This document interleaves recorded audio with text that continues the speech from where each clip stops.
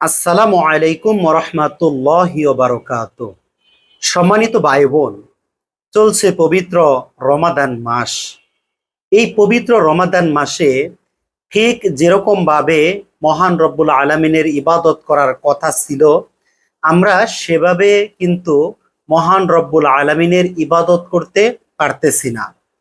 রমাদান শুরু হওয়ার সাথে সাথে যেরকম একটা মনোযোগ ছিল নামাজের প্রতি, সিয়াম পালন করার প্রতি, কোরআনুল কারীমের প্রতি, এই 10টা দিন যাওয়ার পরে কেমন জানি একটু অলসতা কাজ করে, নফসের ধোঁকায় পড়ে আমরা কেন জানি অলস হয়ে যায়। এই যে নফস যে বিষয়টা, এই নফস সবসময় আমাদেরকে মহান রব্বুল আলামিনের ইবাদত করা থেকেও বঞ্চিত করতে চায়। কারণ শয়তান সবচেয়ে বেশি আমাদের নফসের উপর প্রভাব ফেলে। শয়তান সারাটা বছর আমাদের শরীরের উপর, আমাদের অন্তরের উপর, আমাদের মনের উপর, এমনকি আমাদের নফসের উপর খুব বেশি জোর প্রয়োগ করে। যার কারণে এই রমাদান মাসে শয়তান শৃঙ্খলাবদ্ধ আছে। শয়তানকে মহান রব্বুল আলামিন শৃঙ্খলে আবদ্ধ করে রেখেছেন। শয়তান আবদ্ধ, এরপরেও আমরা কেন এত অলসতা করি? ইবাদত করতে কেন আমাদের এত আলসেমি লাগে? কারণ এই নফসের যে কলা কৌশল, নফসের যে অবকাঠামো, বা এই নফসের উপর শয়তানের যে প্রয়োগ ছিল, সেই প্রয়োগ এখনো কিন্তু আছে। শয়তান 11টা মাস আমার অন্তরের মধ্যে প্রভাব বিস্তার করেছে। এখন শয়তান হয়তো শৃঙ্খলাবদ্ধ আছে, কিন্তু আমি নিজে কিন্তু শৃঙ্খলাবদ্ধ নই। এই রমাদান মাসে আমি যদি নিজেকে একটা শৃঙ্খলার মধ্যে আবদ্ধ করতে পারতাম, তাহলে নফসকে আমি সহজেই আয়ত্তে নিয়ে আসতে পারতাম। যেহেতু আমার ভিতরেই কোনো শৃঙ্খলা বোধ নেই, সেহেতু আমি নফসকে কন্ট্রোল করতে পারতেছি না। তাই আমাদের উচিত বর্তমান সময়ে এই রমাদান মাসে, যেহেতু শয়তান শৃঙ্খলাবদ্ধ, সেহেতু এই নফসকে কন্ট্রোল করার দায়িত্ব আমাদের। শয়তানের কথায় নফস চলে, নফসের উপর শয়তান খুব প্রভাব বিস্তার করে, নফসের উপর ওয়াসওয়াসা দেয়। এই নফস এককভাবেও আমাদেরকে নফসের ধোঁকায় ফেলে, কুমন্ত্রণা অন্তরের মধ্যে সৃষ্টি করে। এই সকল কিছু থেকে আমি আপনি যদি বাঁচতে চাই, একটা সুন্দরভাবে পরিকল্পিতভাবে নাফস ম্যানেজমেন্ট আমরা যদি করতে পারি, তাহলে আমাদের এই অন্তর, আমাদের এই নাফস খুব সহজেই মহান রবের ইবাদতের মধ্যে ব্রত হতে পারবে। তাই এই নাফস ম্যানেজমেন্ট করতে হলে আমাকে আপনাকে সর্বপ্রথম কোরআনুল কারীমের কাছে আসতে হবে, কোরআনুল কারীম তিলাওয়াত করতে হবে, তারপর অর্থ সহ কোরআন বুঝতে হবে।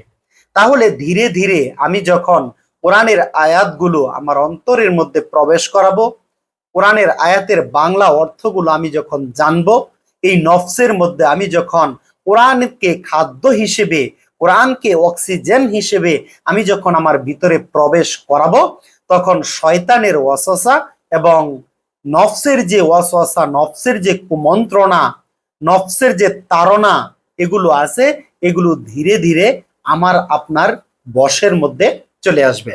তাই সম্মানিত ভাই বোন, নাফস ম্যানেজমেন্ট করতে হলে আমাদের ভিতরে যে নফসে আম্মারা, নফসে মুতমাইন্না, নফসে লাওয়ামা এগুলো আছে, আমরা এগুলোর মধ্যেই থাকি। আমাদের নফসকে নফসে আম্মারা থেকে বা নফসে লাওয়ামা থেকে বা সর্বোচ্চ পর্যায়ের সেই আত্মাতে আমরা যদি রূপান্তর করতে চাই যে নফসে মুতমাইন্না, তাহলে আমাকে আপনাকে এই নফসের উপর কন্ট্রোল করতে হবে। আর এই নফসের উপর আমরা কন্ট্রোল করতে পারবো কোরআনুল কারীমের একটি সূরা, সূরা ইউসুফ।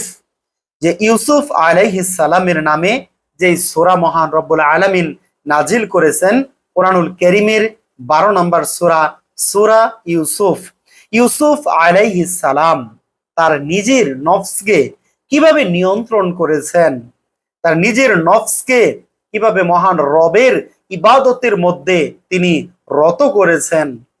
ইউসুফ আলাইহিস সালাম কিভাবে তার নফসকে ম্যানেজমেন্ট করেছেন, কিভাবে তার নফসের মধ্যে, কিভাবে তার অন্তরের মধ্যে মহান রব্বুল আলমিনের ভয়, মহান রব্বুল আলমিনের তাকওয়া, তাওয়াক্কুল, এগুলো কিভাবে প্রবেশ করিয়েছেন, এগুলো আমরা জানতে পারবো সূরা ইউসুফ অর্থ সহ যখন আমরা পড়ব।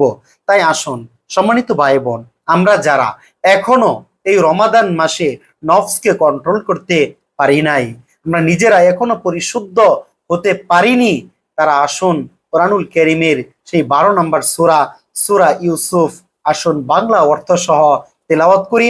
আর এখান থেকে যে শিক্ষা, নফসকে কন্ট্রোল করার যে দীক্ষা, শিক্ষা, যে প্রয়োগ, যে শিক্ষাগুলো আছে, সেই শিক্ষাগুলো আমরা যেন আমাদের নিজেদের ভিতরে প্রবেশ করাতে পারি। আমরা ইউসুফ আলাইহিস সালামের সেই শিক্ষা, ইউসুফ আলাইহিস সালামের সেই আদর্শ, সেই নবীর যে তাকওয়া ছিল, আল্লাহ ভীতি ছিল, আল্লাহর প্রতি যে ভরসা ছিল, সেগুলো আমরা যদি আমাদের নিজেদের মধ্যে ধারণ করতে পারি, লালন করতে পারি, পালন করতে পারি, তাহলেই আমাদের এই নফসকে আমরা নফস একটা ম্যানেজমেন্টের মধ্যে নিয়ে আসতে পারবো। এই নফসকে আমরা তখন আমাদের নিজের মতো করে চালাতে পারবো। এই নফসকে তখন আমরা মহান রবের ইবাদতের মধ্যে রত করতে পারবো। এছাড়া এই নফসকে আমরা কন্ট্রোল করতে পারবো না। তাই সম্মানিত ভাই বোন, আসুন নফসকে কন্ট্রোল করার জন্য আমরা সূরা ইউসুফ বাংলা অর্থ সহ তেলাওয়াত করি, বুঝে বুঝে পড়ি এবং আমার আপনার জীবনে, বাস্তব জীবনে তা প্রয়োগ করি। আল্লাহ তাআলা এই পবিত্র রমাদান মাসে আমাদেরকে কবুল করুন, আমাদের এই নফসকে নফসে মুতমাইন্নায় পরিণত করে দিন। এই আশায় আল্লাহ তাআলা আমাদের সকলের মনের দোয়া কবুল করুন। এই রমাদানকে সফল একটি রমাদান বানানোর তৌফিক দান করুন। আমিন ইয়া রব্বাল আলামিন।